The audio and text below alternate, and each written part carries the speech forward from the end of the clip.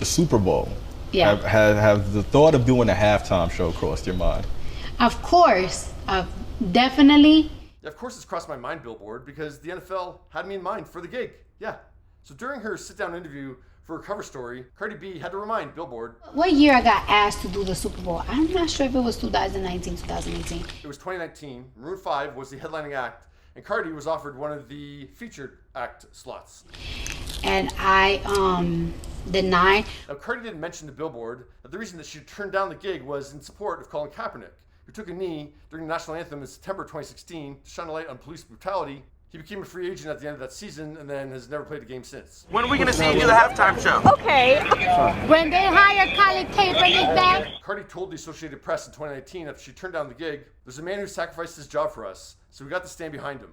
'Cause girls like you don't now got like me. Cardi would have likely performed her verse from Girls Like You, her mega hit with Maroon 5 that came out May 2018. Now the band still included it on their set list. I need a girl like you, yeah, yeah. And Travis Scott and Big Boy ended up being the supporting acts for the band. A few months after Super Bowl 2019, Jay-Z and Roc Nation were brought in by the NFL to oversee all live entertainment decisions. And in a press conference, Jay-Z signaled that it was time for a new chapter. I think we've passed kneeling. Yeah, I think it's time to go into actionable items. So to be clear for the room, I'm not minimizing that part of it because that has to happen. That's a necessary part of the process. But now we all know what's going on.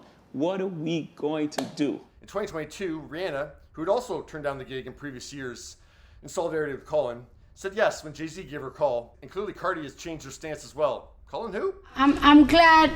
I feel like soon, if I get to do it, I feel like I'm gonna have more hits. And I feel like I'm gonna be more experienced. It's funny that Cardi didn't mention Colin at all in this, but yeah, clearly she's now thinking, yeah, she would do the Super Bowl if she was asked. And by saying, I feel like I'm gonna have more hits. She's thinking she'd be headlining the Super Bowl halftime, or she'd be offered to headline the Super Bowl halftime show, which yeah means that you're filling out the majority of the 13 to 14 minute set list. And I mean, some people ran it and didn't have any guests. At least it's now possible that Cardi could headline the halftime show, given that Jay-Z is making the choices, because he's given that slot to hip hop twice in the last 5 years. In 2021, 6 hip hop acts joined forces. And then last year, Jay-Z chose Kendrick Lamar to be the first hip-hop solo act at the Super Bowl. I still think Taylor Swift is signed, sealed, and going to be delivered as the 2026 Super Bowl halftime act. But yeah, do you think Cardi B, in theory, has earned the Super Bowl gig? I don't mean instead of Taylor Swift. I just mean in general. You know, do you think Cardi should get the gig? I initially would have put Cardi in the same category as Kendrick in that they're kind of borderline having enough pop hits to get the gig. But granted, Kendrick's kind of turned things on its head in that he didn't perform, you know, his past catalog. He just did songs from his current album, so anyone could do that. And certainly Cardi has the stage presence and the charisma to, yeah, own that stage. I know, I'm gonna eat that up. Yeah, what do you think? In theory, should Cardi B headline the halftime show?